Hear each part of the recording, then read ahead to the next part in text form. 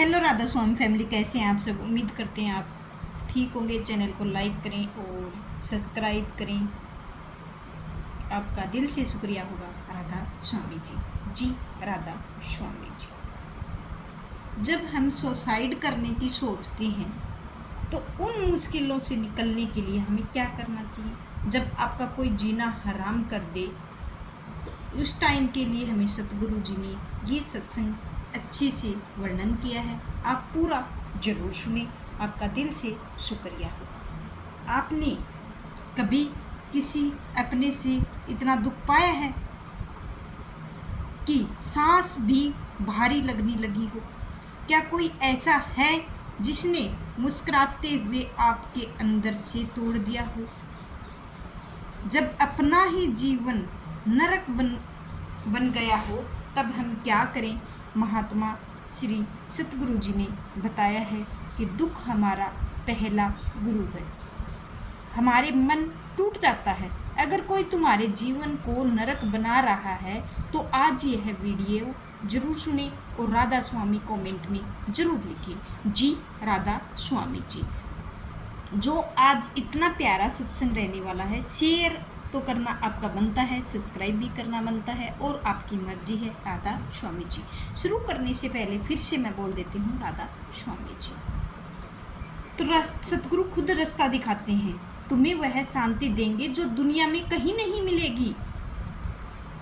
और मुझे भी जवाब चाहिए कि हमें एक बार आंखें बंद करके यह सोचें कि हमें जो सतगुरु के चरणों में शांति मिलती है वो और कोई भी नहीं दे सकता। आंखें बंद करके एक बार जरूर सुने और पूरे मेरी वीडियो को अच्छे से सुने। जब कोई आपका जीना मुश्किल कर देता है तो बताया गया है कि गहन उपदेशों के माध्यम से बताया गया है। जब लोग हमारे जीवन को कठिन बना रहे हैं तो चाहे वह अपने हो चाहे पराए हो, हमें कैसे भीतर की शांति को मौन रखना है, करुणा और ध्यान में खुद को मजबूत बनाना है। तो सतगुरु समझाते हैं अपमान, धोखा और तिरस्कार दुख का कारण नहीं है बल्कि आत्मज्ञान का मार्ग है। जब हम स्वयं को जान लेते हैं, जब कोई भी व्यक्ति या परिस्थिति हमें सुख दुख का स्वामी नहीं रह जाता है, यही हमें सतगुरु की ओर से पहला कदम है कि हमें सतगुरु ने इस उपदेश को 5 भागों में बांटते हुए कहा है कि भाग 1 है दुखों की जड़, भाग 2 उपेक्षा नहीं है। जीवन में जब कोई जीना मुश्किल कर देता है, जब किसी के शब्द हमारे भीतर कूटता से भर देता है, जब किसी का व्यवहार हमारे भीतर तक तोड़ देता है, जब किसी का आविष्कार हमारे आत्मसम्मान को घायल करता है, चोट पहुंचाता है, अच्छे से ऐसे मारता है जैसे कोई डंडे से मार रहे हैं, तब हमें लगता है कि हमारे दुख की वजह वही व्यक्ति है जिसने हमें ठुकराया है, जिसने हमें गालियां दी हैं, जिसने हमें नीचा दिखाया है, जिसने हमारे विश्वास को तोड़ा है। परंतु सतगुरु ने समझाया है दुख की जड़ दूसरा व्यक्ति नहीं है। दुख की जड़ हमारी अपेक्षा है, हमारी वह आशा है कि हम लोगों से हमेशा सम्मान देते रहते हैं, प्यार देते रहते हैं। जैसा हम उनके लिए करते हैं वैसा ही बदले में हमें मिलता क्या है? हमारी मानसिकता संरचना से ही पीड़ा की नींव है। जो दूसरे में समर्पण, समझ, करुणा और प्रेम की अपेक्षा करता है, तो सतगुरु जी ने कहते हैं कि संसार वैसा नहीं है जैसा तुम सोचते हो, संसार वैसा है जैसा वह है।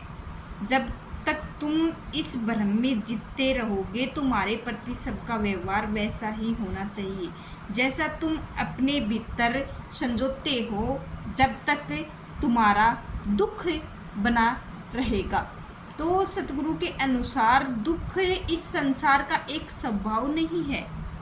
बिल्कुल भी संभव नहीं है।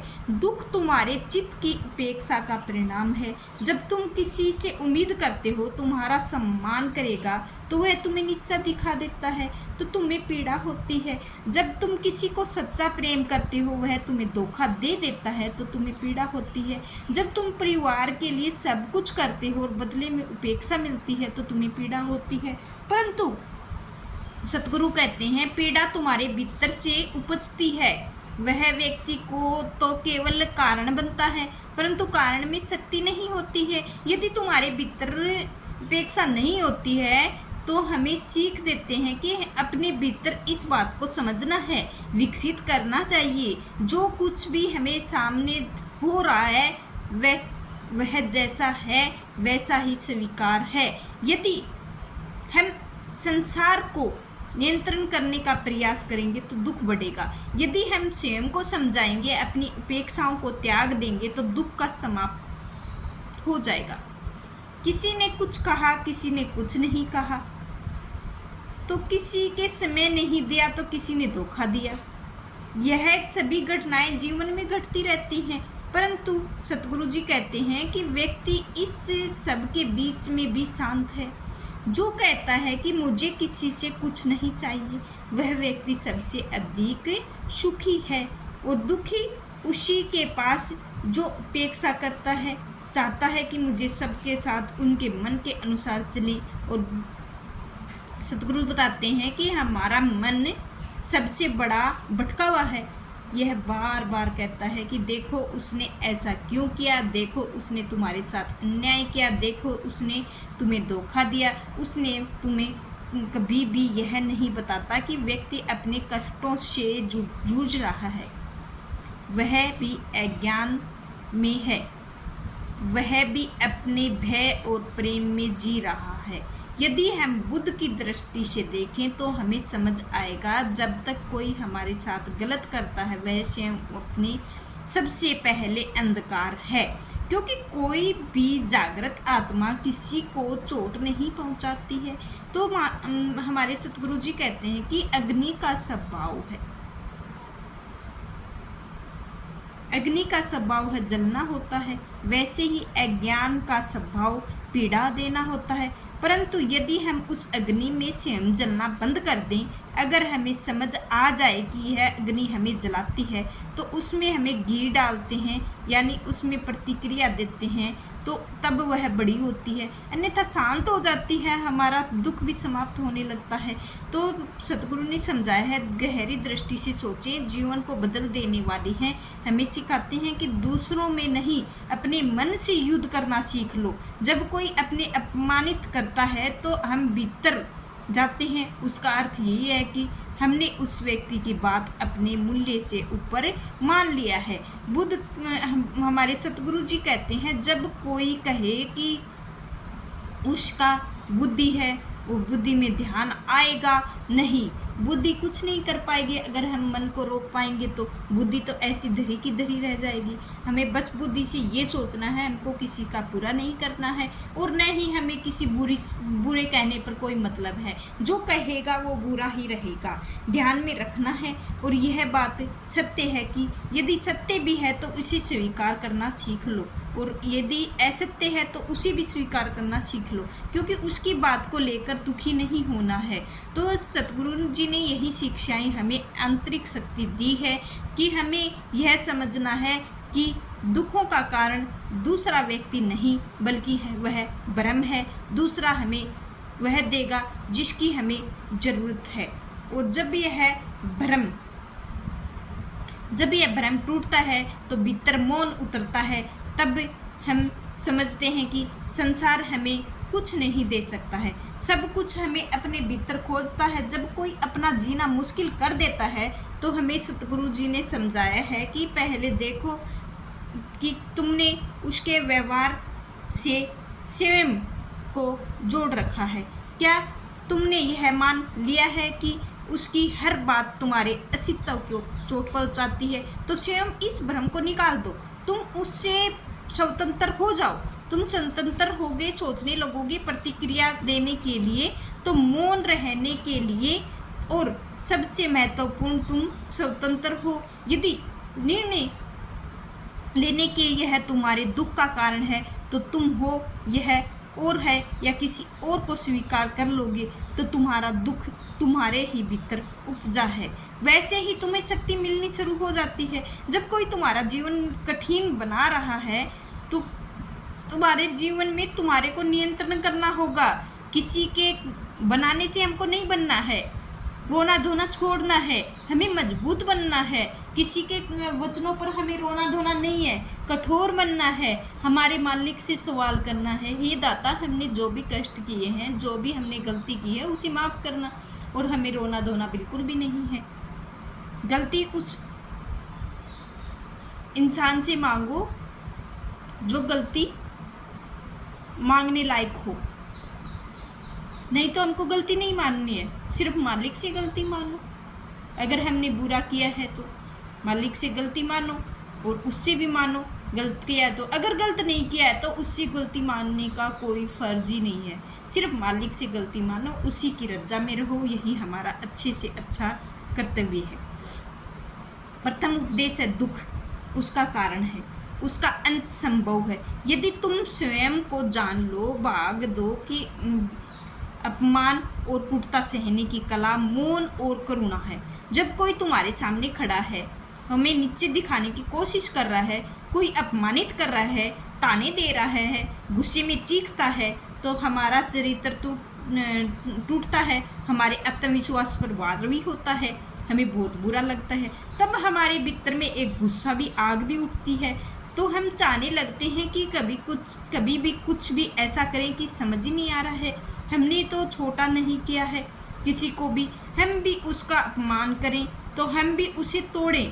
परंतु महात्मा सतगुरु जी कहते हैं कि यह वह क्षण होता है जहाँ हम या तो अपनी आत्मा को मजबूत बना सकते हैं या फिर अधिक अंधकार में डूब सकते हैं।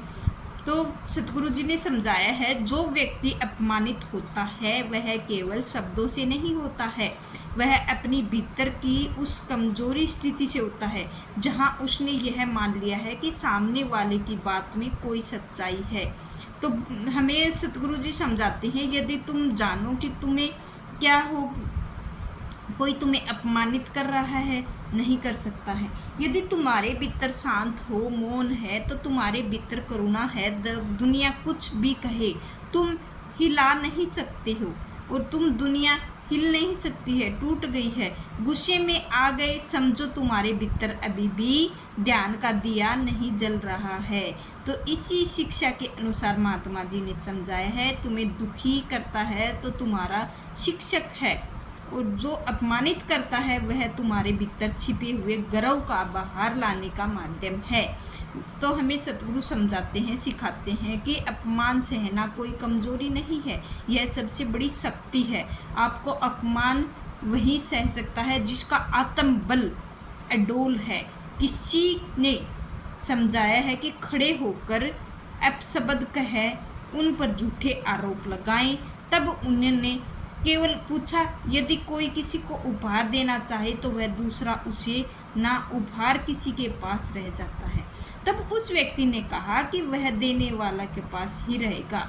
तब मुस्कुराए सतगुरु जी और बोले, यदि यही तुम्हारे शब्द हैं जो मैंने स्वीकार नहीं किए हैं, इसीलिए वे तुम्हारे पास ही रह गए हैं। यदि मौन शक्ति है तो हमें आत्मज्ञान का उत्तर है। जब कोई तुम्हारे चरित्र का संदेश करता है, संदेह करता है, तो तुम्हारे बारे में झूठ फैलाता है, तो तुम्हारी इच्छाओं को बुराई में बदल देता है, तो तब कहते हैं कि ध्यान रखो तुम क्या हो, वह यह सत्य अपने भीतर स्पष्ट कर लो। फिर चाहे दुनिया जी जो भी है कहे, तुम्हारे मौन को नहीं हिला सकती है। तो इसी के अनुसार संसार द्वंद्वों से भरा हुआ है। यह जो संसार है बहुत निंदा भी है, प्रशंसा भी है, सब कुछ चलती रहती है। कभी तुम्हें सराहना मिलेगी तो कभी तुम्हें मजाक उड़ाया जाएगा। यदि इन दिनों में ऊपर उठ गए तो तुम सतगुरु के हो गए। यदि तुमने यह जान लिया कि यह संसार किसी की स्थिति का स्थिर नहीं है, तो कभी भी तुम्हारे ऊपर उठाए गए, कभी नीचे गिराए जाएंगे। तो तुमने यह सत्य कर लिया है, तय कर लिया है कि दोनों प्रिय रहेंगे। तुम्हारा जीना मुश्किल नहीं बन सकता है। तुम्हें जीना है, अपनी माँ बाप के लिए जीना है, अपने बच्चों के लिए जीना है, हमारी ज़िंदगी बनानी है। तो सतगुरु जी ने उपदेश दिया है अपना सूक्ष्म, और बहुत से लोगों ने इसे सुनकर मौन रहने को कमज़ोर मान लेते हैं। परंतु मौन वही रह सकता है जिसके अंदर या भीतर शांति हो। जिसने यह समझ लिया कि प्रतिक्रिया देना अपने ही मन को जलाना है, जो हमें चोट देता है वह स्वयं दुखी है। दुखी उससे द्वेष करना मूर्खता है। इसीलिए समझाते हैं कि अपमान को उत्तर मौन है और कूटता का उत्तर करुणा है। जब कोई तुम्हें नीचा दिखाए तो सोचने की ज़रूरत नहीं है कैसे उसका उत्तर दिया जाए, बल्कि यह सोचे कि आंतरिक दुख कितना गहरा होगा।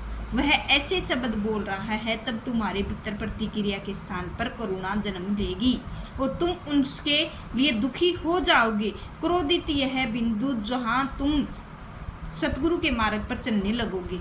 और सतगुरु के शिष्यों के संसार के अपमानित किया है तो पत्थर फेंके गए हैं, तो भूसा रखा गया है, आरोप लगाए गए हैं, परंतु फिर भी हम मुस्कुराते रहे हैं, मौन रहे हैं, करुणा से भरे रहे हैं, क्योंकि उन्होंने समझ आ गया है कि हर व्यक्ति के दूसरों को नीचा दिखाने की आदत बन रखी है। स्वयं के भीतर टूटा हुआ है और टूटे हुए मन को जो भी निकलता है वह केवल दुख देता है।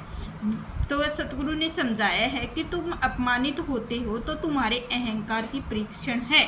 यदि तुम टूटते हो तो समझो कि तुम्हारा अहंकार अभी जीवित है।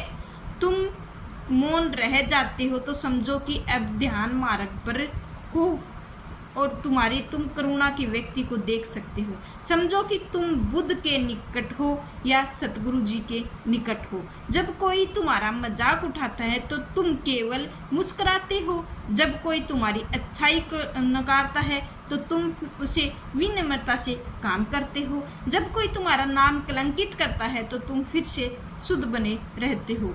तो यह वह संसार हार जाता है तो तुम विजय हो जाते हो। सतगुरु के यही संदेश होते हैं, यह संसार जैसा है वैसा ही रहेगा, परंतु तुम कैसे हो यदि यही तुम्हारे सुख दुख का कारण बनेगा। इसीलिए जब अगली बार तुम्हें अपमानित करे तो भीतर से पूछो कि क्या सत्य है। यदि हाँ तो उसे सुधार लो, यदि नहीं तो उसे लौटाओ मत।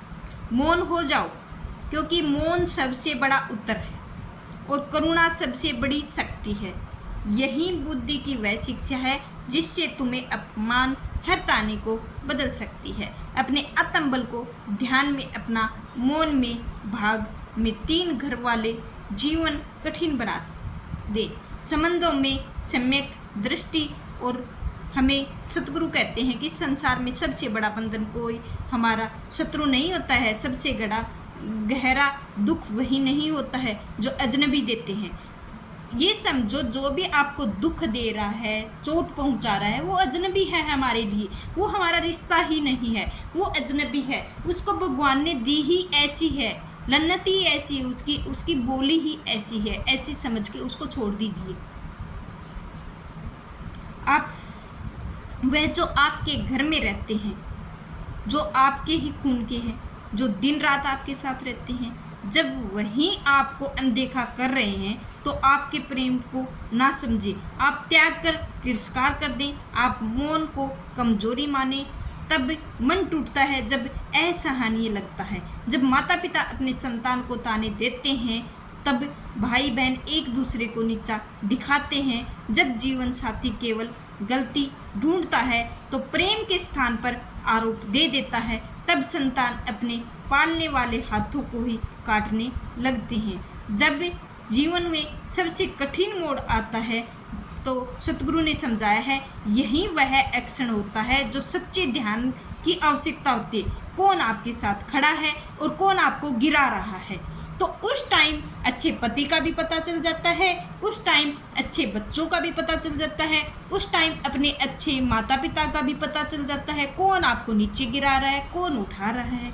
तो यही समझ हमको समझ लेना है, न किसी को फालतू बोलना है, न किसी पर ध्यान इतना देना है, क्योंकि बाहर के संसार से बचा जा सकता है, लेकिन घर के जो भीतर जो पीड़ा होती है वह सीधी आत्मा को चीरती है।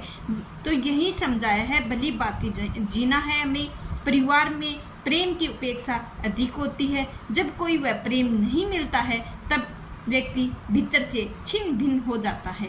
परंतु उन्होंने यह भी सिखाया है, जितनी बड़ी अपेक्षा उतना ही बड़ा दुख होता है। तो समझाते हैं, यदि तुम अपने परिवार से कुछ पाने की आशा करोगे नहीं तो दुख कैसे होगा। आप आशा ही छोड़ दें, क्योंकि परिवार भी उसी अज्ञान में जी रहा है जिसमें बाकी संसार जीता है। अपने ही दुखों से ग्रस्त है, अपनी ही पीड़ाओं को बिना समझे दूसरों पर थापता रहता है, क्योंकि वे निकट होते हैं, परंतु तुम्हारे ऊपर इसका प्रभाव सबसे बड़ा तीव्र होता है। परंतु बुद्ध कहते हैं, श्री सतगुरु जी कहते हैं, यदि साधन का अक्षेत्र है, यही तो जगह है। ध्यान को सबसे अधिक आवश्यकता है। लोग जंगल चले जाते हैं ध्यान के लिए, परंतु सच्चा साधक वही है जो अपने घर की उसी पीड़ा के बीच, जहाँ अपमान है, जहाँ तिरस्कार है, जहाँ असहयोगी है, वह सम्यक दृष्टि बनाए रखता है। और सतगुरु हमें सिखाते हैं कि परिवार में शांति बाहर से नहीं आती है, परिवार जितनी भीतर से उपजती है। तुम अपने भीतर यह समझ ले विकसित करते रहो कि हमें किसी से कुछ पाने की आशा ही नहीं रखनी है। वो केवल देना जानते हैं, लेना नहीं जानते हैं। ऐसी सोच के हमारे मन को बना लेना है और स्वतंत्र हो जाना है। तुम्हें कोई भी समझाता है, प्रेम करता है, आसान है, अच्छी बात है, परंतु सतगुरु ने समझाया कोई तुम्हें समझता ही नहीं है तो उसके चक्कर में ही नहीं पड़ना है, बिल्कुल भी नहीं पड़ना है। जैसा वो समझे वैसा हम मतलब हम किसी को गाली नहीं देनी है, मौन रखना है। जो भी हमें तिरस्कार हो रहा है, गंदा हो रहा है, कोई हमारे साथ नहीं है, तो सिर्फ हमें सतगुरु या भगवान के ऊपर विश्वास रखना है। किसी से हमें लड़ाई झगड़े नहीं करने हैं, उनसे हमें दूर रहना है, ये हमें हमेशा सोचना है। तो आज का सत्संग कैसा लगा है ज़रूर बताएं। राधा स्वामी जी राधा स्वामी जी शेयर जरूर करें, आपका दिल से शुक्रिया होगा राधा स्वामी जी। और सब्सक्राइब जरूर करें। राधा स्वामी जी।